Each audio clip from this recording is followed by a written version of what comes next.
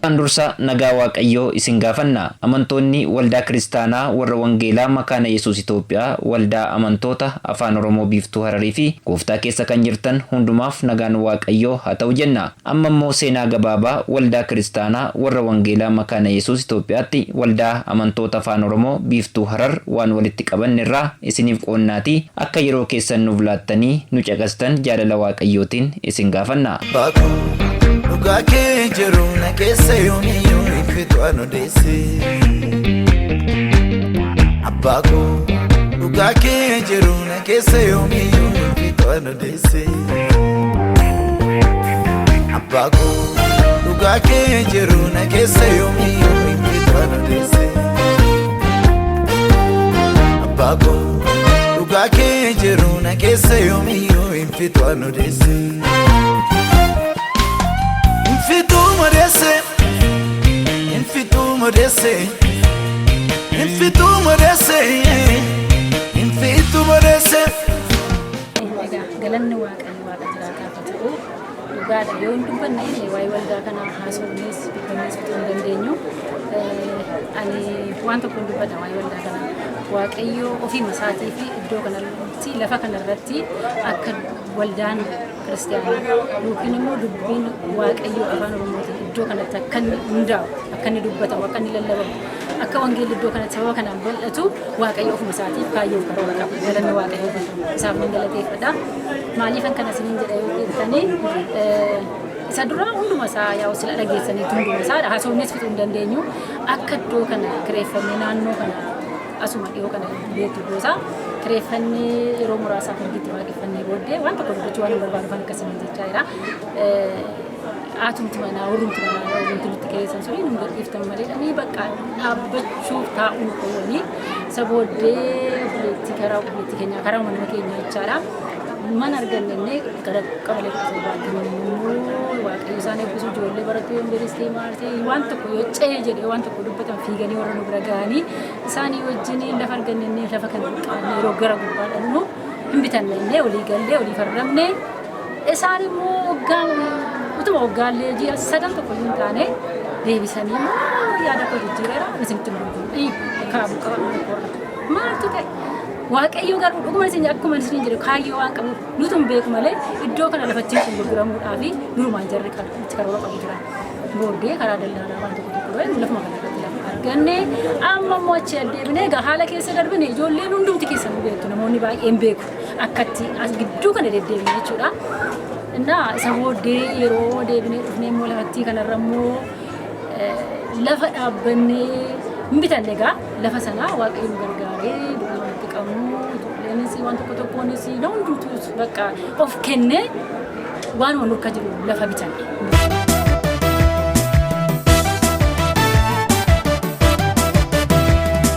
Gooftaan koo naaf jedhee waaqarraa gadi bu'ee odaa koos naaf du'ee du'as moo'ee kaa'ee kanaaf ani jaajadha ani maqaa waaqaa koo. Don't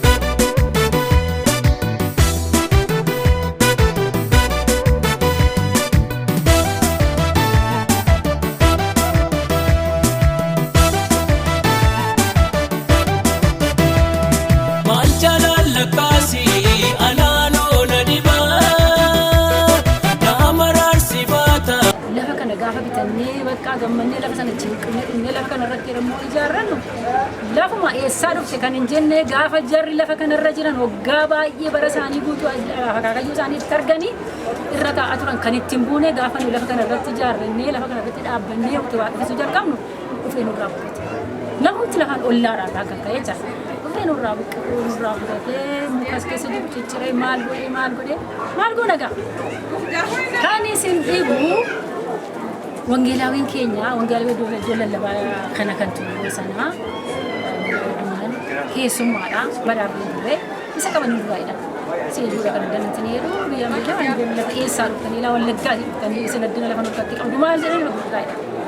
Nu hin beeknu lafa isaanitti hidhanii booddee lafa dhannu gaafa wallaallu boolisaa hojii iddoo meeqa faasada farrata ta'u argan yeroo arganuun bakka maaloo tamtaanaa mucaa keenya tokko taddanii raannaa calli mana namni keenya immoo garraamii namoonni keenya firoottan keenya laqoonni keenya garraamii jechuun namni dhaqaa ilaalaa nuti dha keessa seenaa tokkotti isinti dubarba kan barbaada kanaafan jechaa jira keessa seenni ani harkaa yeroo ilaalu obboleessi keenya carqii xiqqoo tokko sharaawaa taatu madaabaraa taatu jirra taa'a nan iyya bakka wayleen iyya bakka waaqayyo gooftaa maaloon jedhe kun iddoo isaa miti iddoon kun iddoo isaa miti jedhe maal obboleessa kee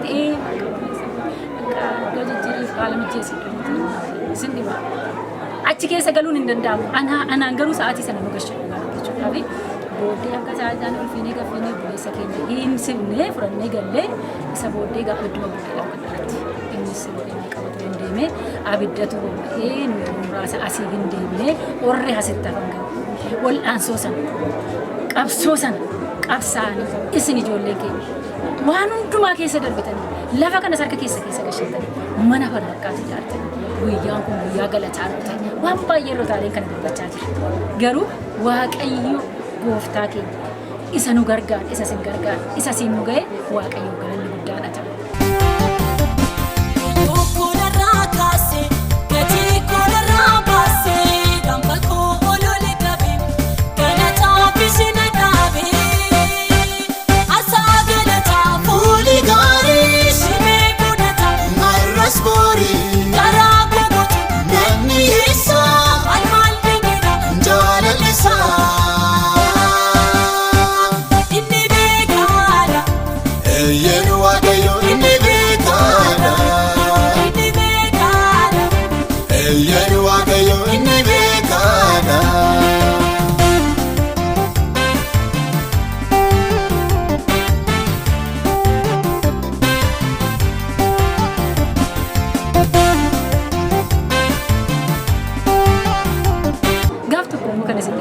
namni keenya nuti arrabsoo garmalee kana hin beeknu kan amma gaatu kana keessa jiru.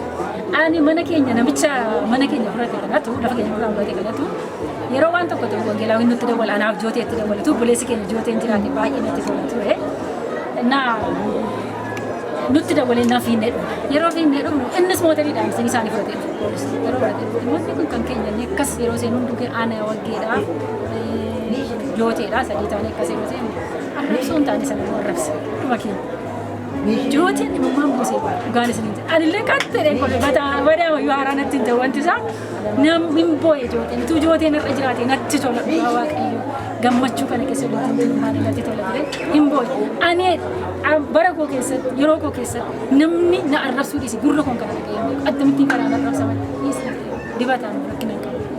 Waaqayyo galanni inni dhiibnee mana isaa keessaa baane poolisiin waan manne kan isin mootirri irra kaatanii fudhatanii sini bab nutu waame kun wala bageenya irratti akkas ta'e poolisi waamna saamooteri dhaqaati qotti geggeessaa እና waan baay'eetu darbee waan baay'eetu ture har'a garuu kun akka kanatti nu bareede akka kanatti nuuf tole sila yeroo adda warsaatti nu baasanii indoo faarfadhaatu nu jedhanii toleetu naa bareede isa jedhu sana faarfachuu barbaadeen ture ammallee akka nu faarfatamu barbaada akkasii nu dhiyeessanii barbaada waaqayyoof galanna guddaa na ta'u waan baay'ee keessa dabarree har'as ga'uu keenya galataaf dhaabbachuu keenya waaqayyo ulfina isaa fudhatu kanumaan jechuu barbaada ulfaadhaa.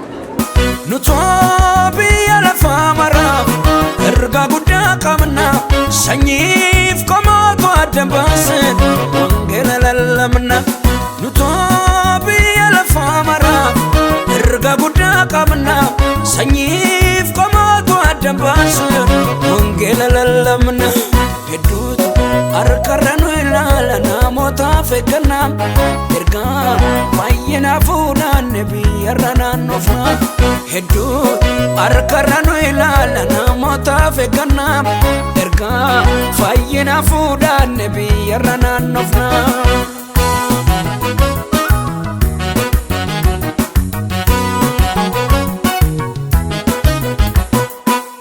Garubbachuu fi gammachuu guddaatu natti dhaga'ama. Hundumaa taaggasuu jedhama. Barreessaa maanguddoota waldaa amantoota Oromoo Finfinneeti. Akkuma beekamu waldaa Hararii wajjin haadha taanee walii wajjin yeroo dheeraa hojjechaa turre. Sana keessatti waldaan Harar wanti isheen kee dabarte moodelii keenya fakkaattii keenya jennee waan amannuufi akkuma waldaanaadhaa rakkina garaagaraa keessa darbuudhaan ari'atama garaagaraa keessa darbuudhaanii wangeela bal'isaa turte wangeela hojjechaa turte akkasuma waldaan kunillee har'a waaqayyoo ishee guddisee gara waldaatti yeroo guddattu chaalenjii baay'ee rakkina baay'ee gidiraa baay'ee keessa dabarteeti kan isheen as geessee ari'atama keessaa ari'atama alaa dandeessee waaqayyoo kan ishee ga'utti gammachuu guddaatu akka dhuunfaattis akka waldaa amantoota Oromoo Finfinneetti yookaan akka waldaa haadhaatti illee gammachuu guddaatu natti dhaga'ama. Anis kanumarraan waldoota amantoota Oromoo Finfinnee bakka bu'ee dhufee baga gammaddanii waaqayyo baga kanaan isin ga'e egaa isa itti barte sana yookaan sagalee waaqayyo keessaa Xiimotewos isa lammaffaa boqonnaa 3 lakkoofsa 14 irraa dhaamsa keenya akkuma jenne eenyurraa akka barre waan beektuuf ati cimi isuma jedhu sanaadhaanii gara fuulduraatti hojii guddaatu ishee hafaa fi naannaa waldaan kun jirtu yookaan waldaan afaan Oromoo biiftuu Harar jirtu kun lafa wangeelli hin qabamin lafa dhaloonni hin qabamin lafa baay'ee irratti waaqayyo waamicha ishee godhee jira. Karaan ishee afu guddaadha waan ta'eef karaan ishee fuuldura jiru karaa rakkisaa ammayyuu karaa baay'ee dhiphisaa waan ta'eef gammachuu koo kana maachaa ammas hojii guddaan akka ishee eeggatu asumaanii dhaamsa koo kaachuu barbaada. Sababni isaas iddoo isheen jirtu iddoo rakkisaadha. Lafa ganaan qabanii jiru waan ta'eef. Adan keessaa nu footati jireenyaaf nu keessee gaarummaa keetiin golbuu baafne kunuunsin nu keessee kallattii hundaanuu dagaagneeti janya qaama kaakee nu duwwaasi janyeetti maanu si ajaju.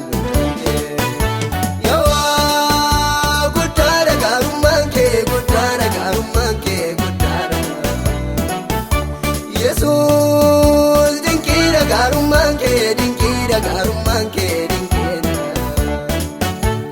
Gangaba mankabuun safara Cubbama bisatti haraara Warri galmeen du'aa nu waame siin jiraane jireenya haara Nuuf ta'edoo garumman kee siin jenna gochaa kee.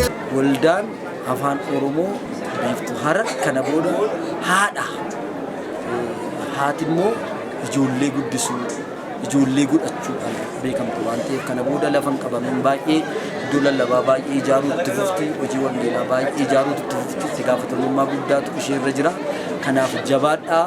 Kun immoo akka waldaa amantoota Oromoo Finfinneetti hidhata hojii taanee walii wajjin hojjenna isheen jenna simbira jirra gara fuulduraattis hojii wangeelaa si wajjin hojjenna harka ol qabannee naannaa kanarratti keessumaa ba'aa kanarratti hojii Kiristoosii hojii wangeelaa akka hojjennu waadaa galaa fi dhaamsa keenya asumaan dhaamsa baga gammaddanii kan maanguddootaa kan tajaajiltootaa kan amantootaa waldaa keenya amantoota Oromoo baga waaqayyo kanaan isin ga'ee baga gammaddanii jechuun jaalladha.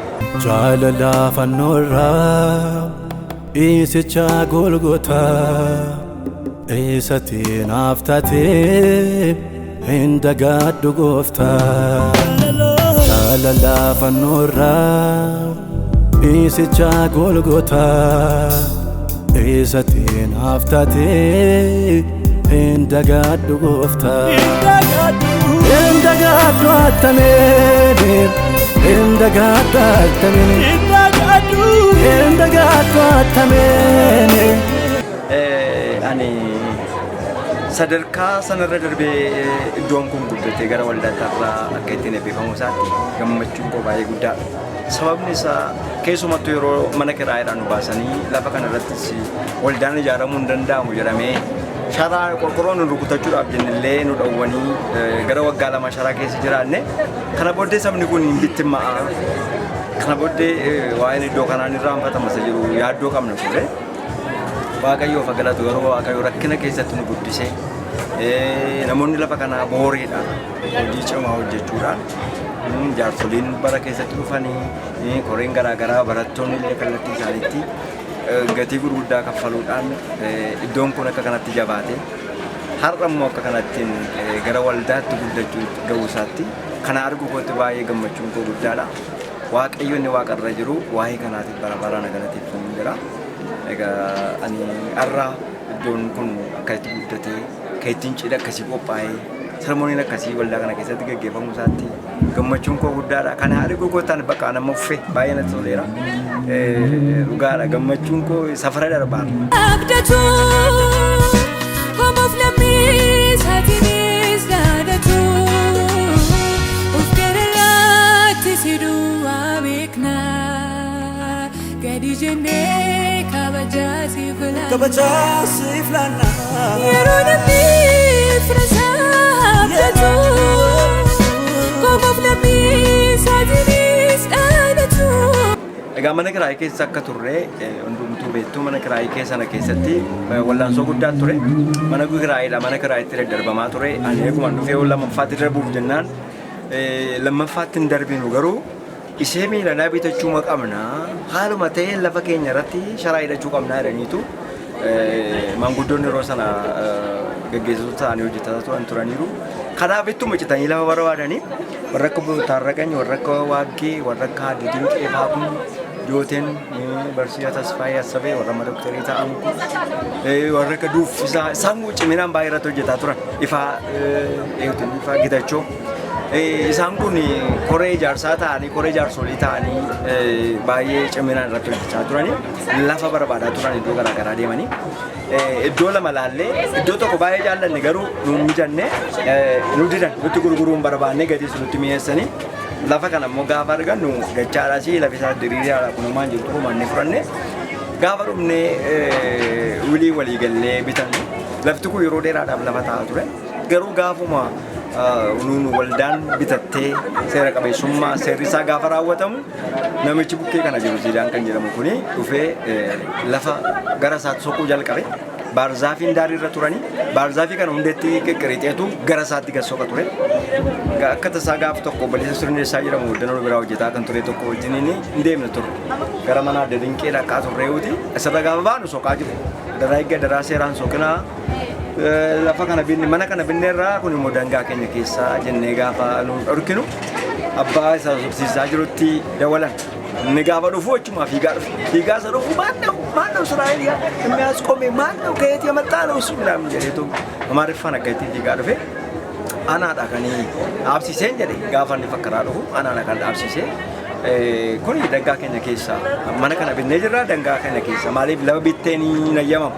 Lafin bitamu gurguramu jedhee mootummaa yeroo sanaan totaa ture waan ta'eef maaliif mana innaa atennaa iyyuu malee mana sheerartuunitii dangaa keenya keessa inni takka kanatti ogummaadhaan dubbachuudhaan haala kanaan gaafa wantootaanu namni kun hin dhufe namni kun gaafa dhufu akkamittiin hojii koo dhabsiisuu dandeessee kuni dangaa keenya keessa waan ta'eef ati immoo nama seera eegsisuudha akkamittiin seera cabsitaa jedheetan dubbadhe.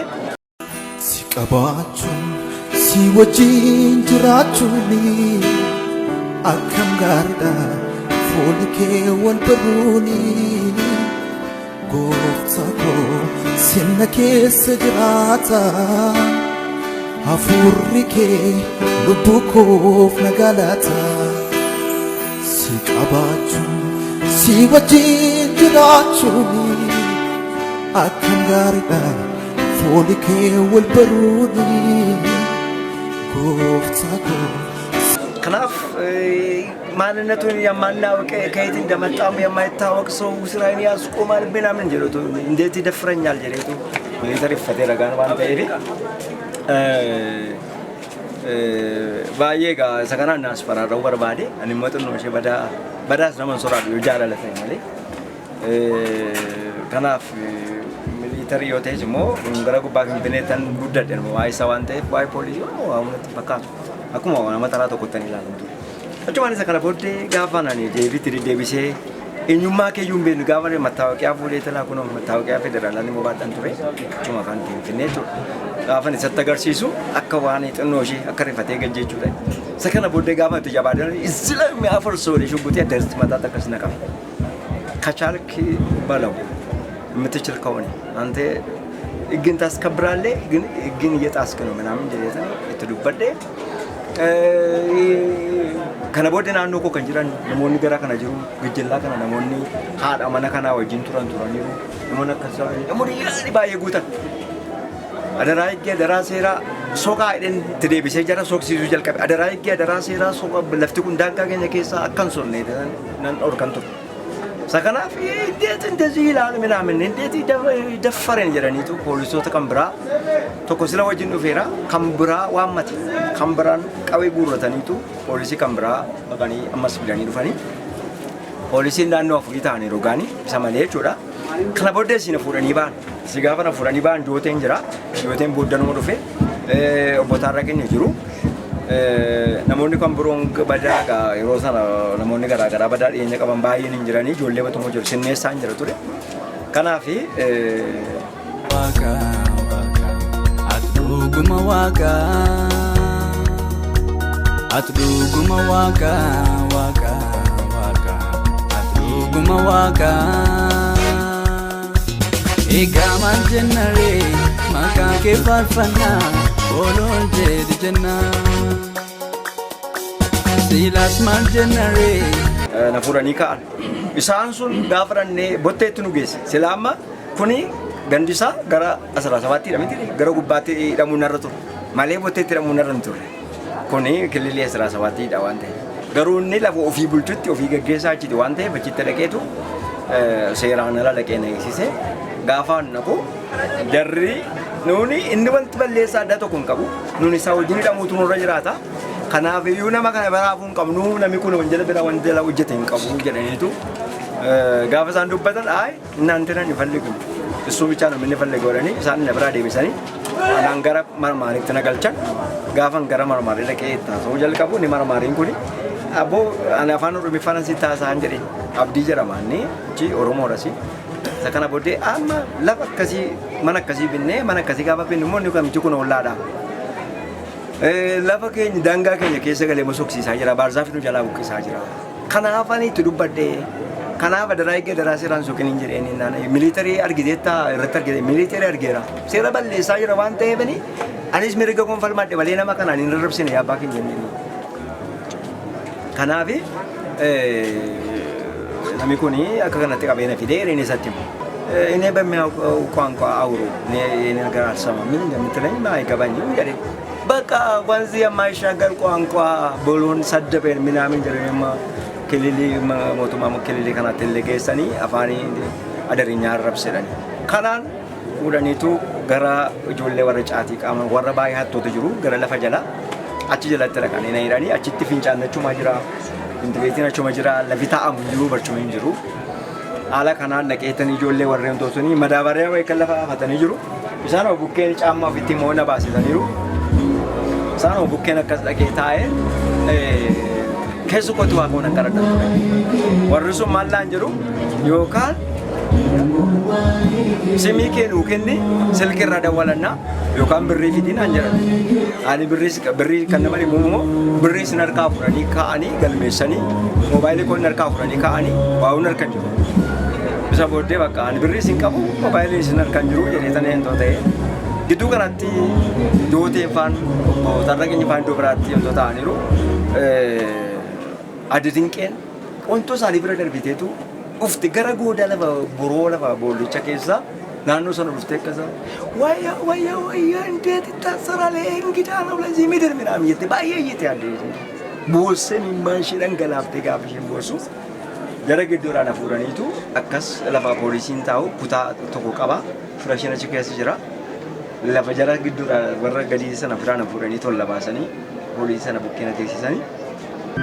Gooftaa lubbuu koo deebuu hafuura koo sinan jiraadhee dhuunfaan rakkoo hiika faarsaa koo kanarraa borii dhiyeeyyuu namne seen arge barii. Fayyisooke nargeferratti fayyisooke nargeferratti fayyisooke nargeferratti fayyisooke nargeferratti fayyisooke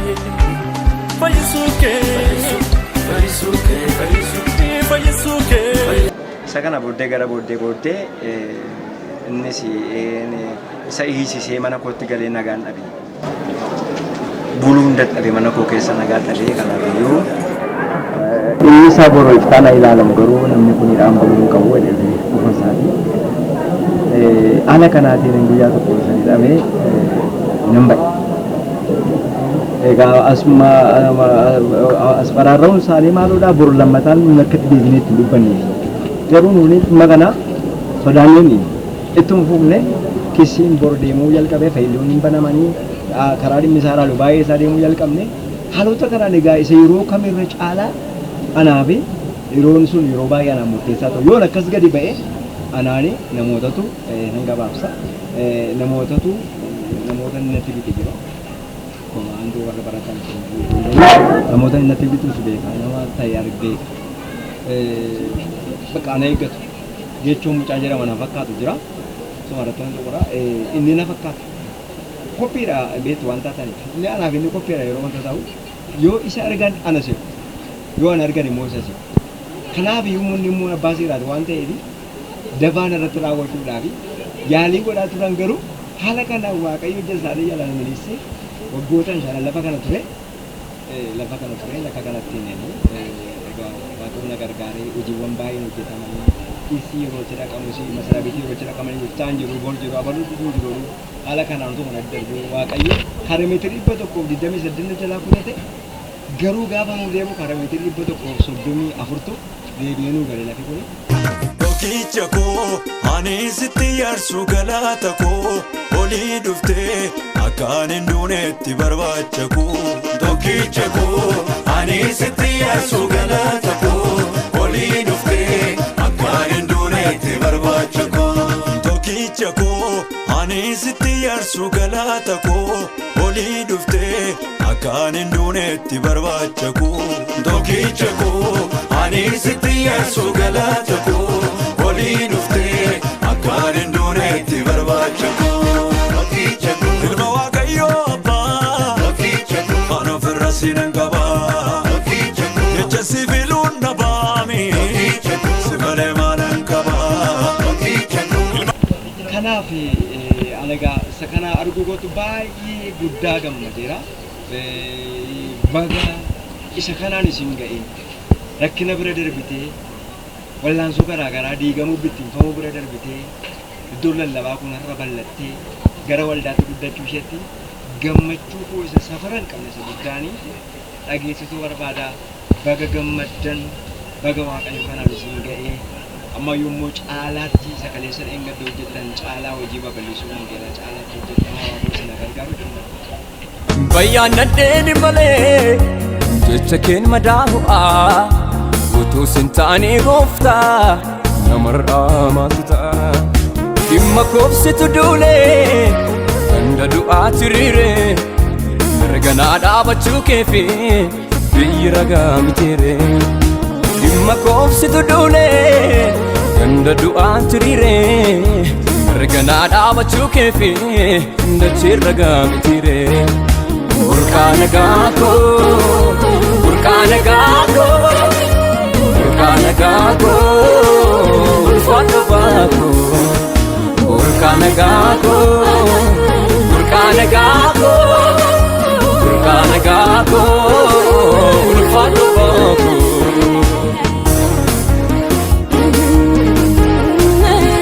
Daanarraa yeroon ibsu gabaabumatti waldaa anaaf waldaa kootiyyoon jedhee seenaa keessatti waldaan jalqabee seenaan jalqabee seenaa gaa'ilaa seenaa dhala godhachuu kana keessatti garuu tokkummaa guddaa jaalala guddaa wal barbaaduu guddaa hojii ergamootaa boqonnaa lamarras jiru guddaa waldaa kana keessatti argee yeroo tarkii waaqayyo guddaa waldaa kana keessatti hojjetu yoo jiraan kamiin itti teenye yeroo hundumaa waa'ee waldaa kanaatu yaadnu keessumatti gaafasii deemnellee deemnee tajaajila iddoo biraatti bahuu dandeenyaa jaalala si barree tokkummaa obbolotaa si barree jenneeti waldaan irra lafa isiin jirtu lafa ari'annaa qabu lafa wangeelli itti babal'anne lafa dhaloonni biyya kana keessaa parsantiin caalu saba Oromoo ta'anii wangeelli bira hin geenye jireenyi isaanii qaroominarraa fagoo kan ta'e beekumsarraa fagoo kan ta'e dukkana guddaa haguugamaa keessa jirtu keessa dhaabbattee wangeelatti lallabuudhaaf waldaa qophoofteedha. Namoonni lafa kanarra dhufan illee namoota hidhatanii yoo hojii isaaniif barumsaan dhufan ta'ellee hojii waaqayyoof warra isaati 24 of kennanii waldaa akka mana isaaniitti ilaalanii as keessa oolanidha. Yeroo hundumaa nuuni hojii wangeelaaf yeroo iddoo kana dhufne namoota nuun arginu namoota onnee wangeelaa nutti horanidha. Kanaaf waldaan Arannu keessatti seenaa guddaa qaba. Guyyaa har'aatiin arginee waldaatti guddachuu isheetti immoo gammachuu guddaatu natti dhaga'ama. Haa ta'u malee waldaatti yoo guddatte iyyuu itti gaafatamummaa baay'eetu dura ishee akka jiru ni ilaala. Namoonni gaafa mootummaan biyya tokko loltuu argu lafa baay'ee lolli guddaan jirutti keessaa filee loltoota warra baay'ee jajjaboo ta'an arga. Namoonni jiran kunis waaqayyo akkuma kanatti akka waan inni filee argetti natti argama waan ta'eef baay'ee hidhachuu baay'ee qophaa'uu yeroo gara galgalaa yeroo dhufaatiin gooftaa ga'e kana keessatti boojii gurguddaa akka gaggeessanii hawwii kooti. Sagaleen waaqayyo gaafa dubbatus immoo Efesoon boqonnaa 5:15 irraa kaasee egaa amma yeroon kuni akkamitti akka deddeebitan aleelaa ilaalladhaa keekkadhaa akka warra ogeessotaatti malee akka warra ogeessan ta'anitti deddeebi'aa. Jaalalli gooftichaa maal akka ta'e immoo raawwadhaa adda baafadhaa. Jaalalli gooftaan nurraa barbaadu biyya lafaa kanarra gaafa jiraannu inni kaan barumsaan dhufuu danda'a, inni kaan lubatee, inni kaan wangeelaawii ta'e dhufuu danda'a. Ta'u malee hojii idilee keenyaa hojjechaa immoo saba dukkana jiru kana keessaaf ammayyuu saba naannoo kanaaf namoota miliyoonaan lakkaa'aman keessumatti saba Oromoo warra ta'anis saba Oromoo warra ta'anis qomoo biraa warra ta'anis abdii isaanii waldaa kanadha waaqayyoon gaditti jechuudha. Kanaaf namoonni as keessa jiran itti gaafatamummaa guddaan akka isaan irra jiru baranii waldaa ta'anii dhaabbachuu duwwaatu hin ta'in gadi ba'anii dukkana keessa warra jiran kanatti dubbii waaqayyoo akka himaniif immoo dhaamsa guddaadha. Nyaanne dabarsite naan laanneem du'atti oolchaa lubbuu koo garaan koo gammadeera sitti wadaa koo nyaanne dabarsite naan laanne du'atti oolchaa lubbuu koo garaan koo gammadeera sitti wadaa koo nyaanne dabarsite naan laanne du'atti oolchaa lubbuu koo garaan koo gammadeera sitti garaan koo gammadeera sitti garaan koo gammadeera sitti garaan koo gammadeera sitti garaan koo gammadeera sitti gatii namni naan baasne narraa baaste iddoo hirrina koo naaf dhaabatte utuun sin qabaanne badee nafaa sin jaalladha gooftaa koo citeen sitti hafaa.